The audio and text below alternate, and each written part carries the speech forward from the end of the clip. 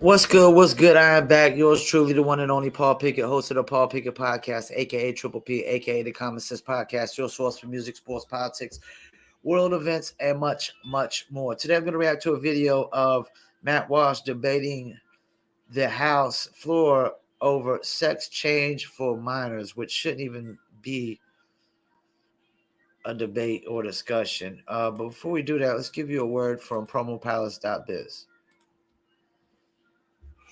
Are you a musician looking for music marketing and promotion? Then look no further than Promo Palace LLC, your one-stop shop for all music promotion services. Services include Spotify playlist pitching, YouTube video promotion, record pool promotion, blog placements, radio airplay promotion, SoundCloud promotion, and much more. With over 2,000 customers and over 10 years of experience in online promotion, Promo Palace LLC is a company you can trust. For more info, please go to promopalace.biz. See you there. That's right. You heard the beautiful lady. If you need online marketing promotions, check us out. Promopalace.biz, one-stop shop for all marketing promotions for your music, product, brand, or your service. All right, let's get into a black conservative perspective. Matt Walsh, House Democrats debating sex changes for minors. So we got to talk about some pretty devastating footage of a Democrat getting silenced by Matt Walsh of the Daily Wire doing a committee hearing in Tennessee about a bill banning gender reassignment surgeries in Tennessee.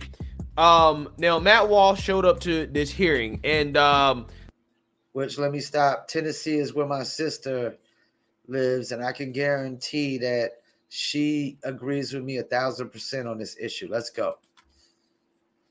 Let's just say it did not go well for Democrats who were questioning Matt Walsh about this subject matter, as Matt Walsh came with the facts, right? He came with the facts and the data specifically on this claim that the left always makes about how these so-called gender-affirming healthcare procedures are necessary because it reduces the self-deletion rate of transgender kids. Take a look. Just a quick question for you. We've heard in the news last week and even today that it's pro-life to vote against this bill. We've heard that suicides are prevalent, and suicide has impacted my family, so I'm sensitive when I hear something like that. You know what? Let me stop before this guy. My father committed suicide. Yeah, that shit weighed on me as I was younger. But as I got older, there's this idea that you're sensitive over it is horse shit. Like, at some point, you gotta let the shit go. You gotta fucking just deal with it. I've read some of the stuff that you've done, and I was wondering, can you speak to the statistics of mental health and suicidal tendencies for the people who have gone through transition and for people who have not? In your studies, from what I've read, can you speak to that? Mr. Walsh, you recognize? Sure. Well, the claim that doing the chemical castration drugs or surgery or hormonal intervention, the claim that this prevents suicide or has positive psychological effects down the line is utterly, totally baseless. There are no credible long-term studies that bear that out. And one of the reasons for that is that there couldn't possibly be any credible long-term studies because we've never done this to kids on this scale ever before in history. So this current, shall we say, crop of children, they are the guinea pigs. This is all experimental. We're sort of trying it out on them to see if it works. Now, they have attempted a few times to do studies. An interesting thing is that the World Professional Association of Transgender Health, WPATH, which is a radical far-left pro-trans organization, they commissioned a study to try to prove that that hormones and puberty blockers decrease suicide rates among trans-identified youth. And even in their own study, they found that they couldn't prove it. They couldn't make that link because it's just not possible to do. The other thing I'd mention too is that the number of trans-identified youth has skyrocketed in recent years. We're talking about exponential 10x, 20x growth. Just huge numbers have increased. And what we hear from the pro-trans side is that, well, this is not a social contagion. It's just that, there's always been this many trans people. It's just that they were not in an affirming environment before in history, and so they couldn't come out. And now, for the first time, trans people have the ability to live their truth, so to speak. Well, if that's the case... And you know what? Let me pump the brakes. I'm sick and tired of hearing their truth. There's no such thing as his truth, her truth, their truth. There's only the truth. Let's keep it moving. And there have always been these sort of like millions of trans people. And if it's also true that if we don't affirm them, that it would cause them to commit suicide, then we should be able to look back in history and find just this unbroken, incredible epidemic of children mysteriously killing themselves because they weren't being affirmed as trans. And what you find is that didn't exist. I mean, the youth suicide rate has increased exponentially alongside trans affirmation. So trans affirmation causes the suicide rate, not the other way around. The last thing I'll note is that the suicide rate among trans-identified people is sky high. It remains sky high. All the data shows this. It remains sky high even after surgery. And in fact, in the most reliable data that we have, it's years after surgery when suicidality is the highest for trans-identified people. That's the reality. Yes. Okay, before he gets in, why is that? Why do I think that is? Because you can identify as what you want to identify as, but you can never become what you want to identify as. You want to identify as the opposite sex, that's fine. Opposite sex, that's fine. But guess what? You can never become the opposite sex. Because until a biological man becomes a woman and gets impregnated, or a biological woman becomes a man and can impregnate somebody, it's not, you can't be what you want to be. You can try to identify all you want. And this is a form of delusion. That's all it is. I'm a laws of nature guy. There's no trans. Another thing is, where's the case study on transgender animals? Where's the millions of transgender animals? And there is none. There is none. And I can speak on suicide because my father committed suicide when I was 5 years old. And one thing I learned about suicidal people is they're selfish in their own feelings. They don't give a rat's ass about anybody's feelings around them. And if you're not comfortable in your own skin, you'll never be comfortable in your own skin. I'm comfortable in my own skin. I don't need to do anything, I could probably work out and get a little healthier. And yes, it'll look sexier. I'll look more attractive. But if I was to work out and try to get abs and a six-pack, it's not going to be to try to look attractive. It's going to be because it's healthy. It's the common sense right thing to do for my body to stay healthy and extend my life. But let's hear what Mr. Greg Foreman got to say about this. So the Democrats, because they don't like facts, instead they try to discredit Matt Walsh as an individual who's not qualified to speak on this subject matter, and that didn't go very well for the Democrats either. Take a look. Can you give us a summary of your educational background or your healthcare education experience? Mr. Walsh, you're recognized. My experience in healthcare? Your educational background. I'm just curious. You testified as to a lot of your own research. So I'm curious for what purpose you do that and what background you have to qualify you to speak to that. Well, my background that qualifies me to speak to this is that I'm a human being with a brain and common sense, and I have a soul. Thank you. And so, therefore, I think it's a really bad idea to chemically castrate children. That is my experience. Also, I did. Now, it's true. I didn't go to college, but I did go to school long enough to learn how to read, so I can read the data for myself, and that's exactly what I've done. Representative Clemens, you're recognized. And for what purpose do you conduct your research and use this brain of yours? Mr. Walsh, you're recognized. I use it for the purpose of trying to protect children from being castrated and mutilated. That's one of the things. You know what? This guy needs to, Representative John, whatever his name is, he needs to get in front of the mirror and ask himself, what fucking qualifications does he have to have his fucking job? Because he has no fucking common sense in that pea size of a fucking brain in his. Shouts out to Matt Walsh. As I try to do. Matt Walsh. You don't use it to... Thank you, Mr. Chairman. You don't use it to get clicks on your publication? Clicks. So are you using it right now to try to get clicks with this interaction? Yeah, he is. On No, I really like the Mr. idea Walsh?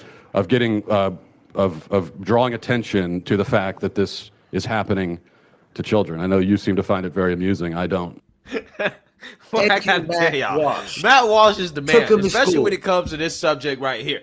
Okay, he does not hold back. Okay, yeah, I don't think that you need a degree in No, biology you to don't. understand basic biology or to understand the development of a human's brain and the fact that minors cannot consent to these types of gender reassignment surgeries, these types of procedures that are permanent. Okay, they don't understand the consequences. In fact, Not only do they not understand the consequences, they don't even understand the concept of it.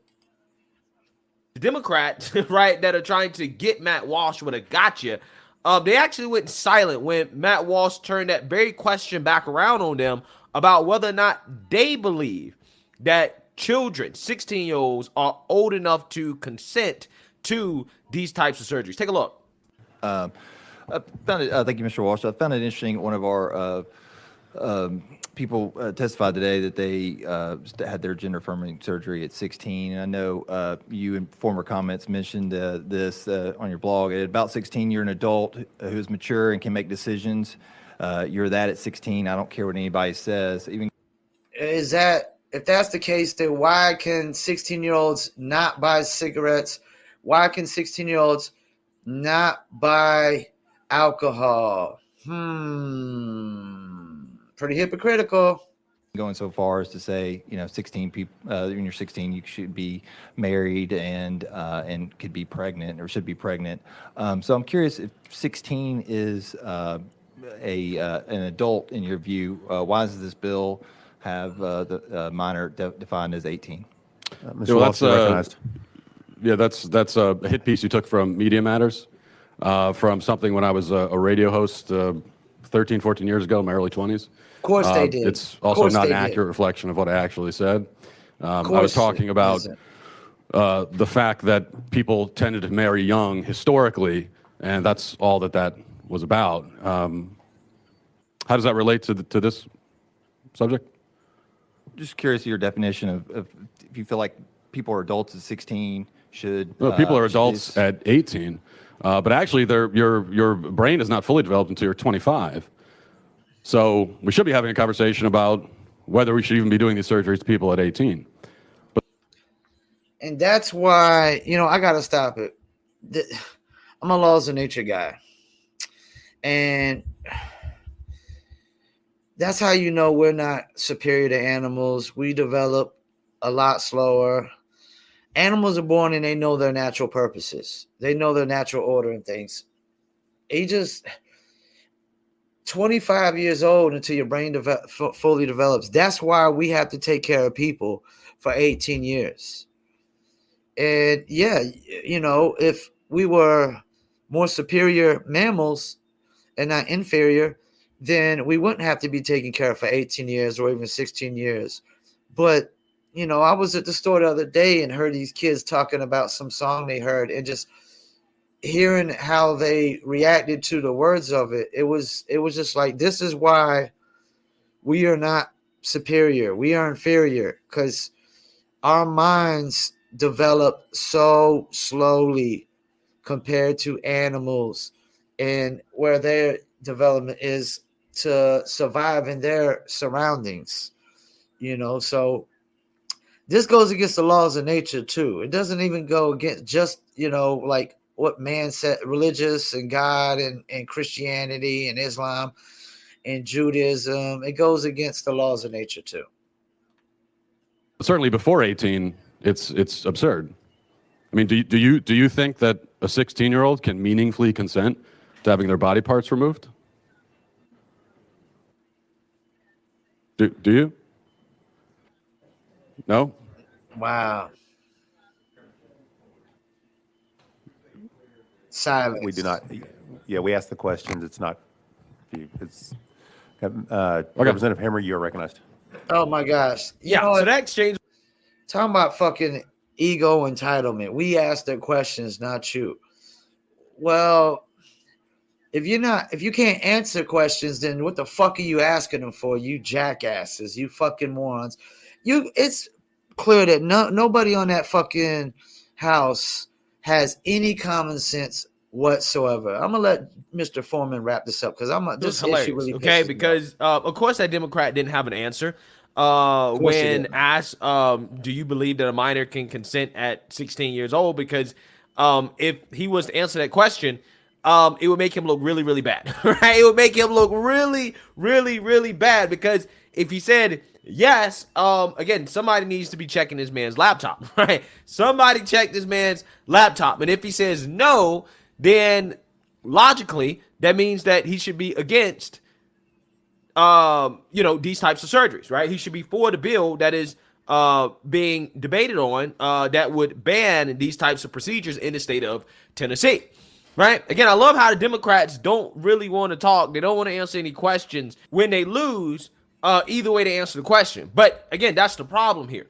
because it should not be a bad thing when you say that, hey, I don't think that minors can consent until the age of 18, right? That is what most reasonable people believe. And in this case, you can make the argument, which is what Matt Walsh was alluding to here, is that maybe, just maybe, kids should be forced to wait until they're at least 26 until they can actually undergo these types of life-changing procedures, right? These permanent procedures that they can't reverse because the brain's not fully developed, particularly the prefrontal cortex is not fully developed until the age of 26, which means... You know what? And I've heard enough. Not even just that. I got to weigh on if these Democrats really buy in and believe this horse shit that they spew, then they would sit there and be pushing for 16-year-olds to be able to buy alcohol and cigarettes. They would be pushing for. That's the thing. If you ask them if the 16-year-old is old enough to consent to alcohols and cigarettes, they'll probably say no, but they'll say yeah, that they could consent to having their penis chopped off or growing some tits or whatever it may be. Yeah, this is batshit crazy. Shouts out to Matt Walsh. He definitely is the voice of reason on this topic, the face of this topic, and I will never agree with transgenderism. I will never accept it because it's not reality. It's make-believe. It's imaginary, made-up bullshit. It's fairy tales. A man cannot be a woman, and a woman cannot become a man. But you can be born a man and a woman, a hermaphrodite, which means you're both, not just one or the other. And it doesn't mean you can change either. You're not a fucking frog. You can't change your sexes like a fucking frog. So once again, thank you for tuning in. Paul Pickett Podcast. And I'm out.